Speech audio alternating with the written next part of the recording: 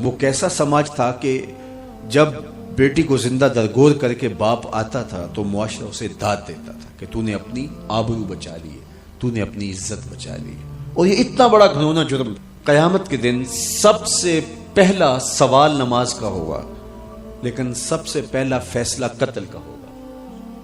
دوسرے لفظوں میں یوں کہہ لیجئے، حقوق اللہ میں سب سے پہلے نماز کا سوال ہوگا، اور حقوق العباد میں سب سے پہلا فیصلہ جو ہے وہ قتل کا ہوگا۔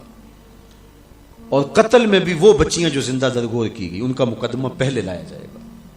قرآن بتاتا ہے وَإِذَا الْمَوْءُودَةُ سُئِلَتْ بِأَيِّ ذَنبٍ قُتِلَتْ، قبروں میں گڑی ہوئی بچیاں اٹھائی جائیں گی، اللہ کی عدالت ہوگی، ان کے ظالم باپ کٹہرے میں کھڑے ہوں گے، اللہ ان بچیوں سے پوچھے گا بِأَيِّ ذَنبٍ قُتِلَتْ، تمہیں قتل کیوں کیا گیا؟ اب ان بچیوں کو تو پتہ ہی نہیں ہمیں کیوں قتل کیا گیا۔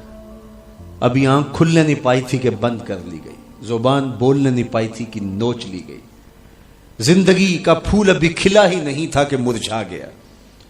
انہیں تو پتہ ہی نہیں ہمارے ظالم باپوں نے یہ قیامت کیوں اٹھائی، یہ غضب کیوں توڑا، ہمارے معصوم دامن پہ کون سا داغ دیکھا کہ ہمارے ظالم باپوں نے ہماری زندگی نوچ لی۔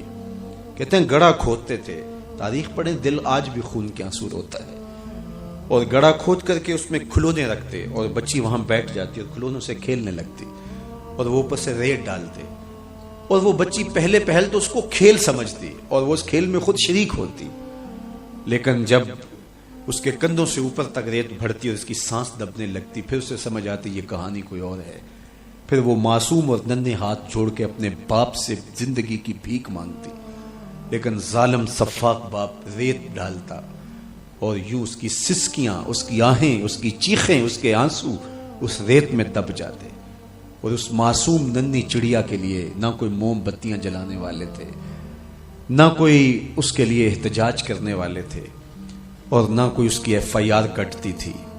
باپ کو بھی داد ملتی، ماں کو بھی داد ملتی، معاشرہ سفاک اس پہ ماتم کرنے کی بجائے اس پہ خوشیوں کا اظہار کرتا۔ پہلی آواز پورے عرب میں جو اٹھی اور بلند ہوئی وہ میرے حضور کی تھی، بیٹیوں کو قتل کرنے والوں سن لو، میری فاطمہ میرے جگر کا ٹکڑا ہے، یہ پہلی آواز تھی۔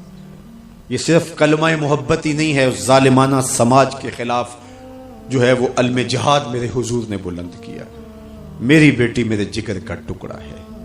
اور کہا جو دو بیٹیاں، دو بہنیں اللہ کی رضا کے لیے پروان چڑھائے اور ان کا نکاح کر دے، قیامت کے دن وہ یوں میرے نیڑے ہوگا جس طرح یہ دو انگلیاں کری۔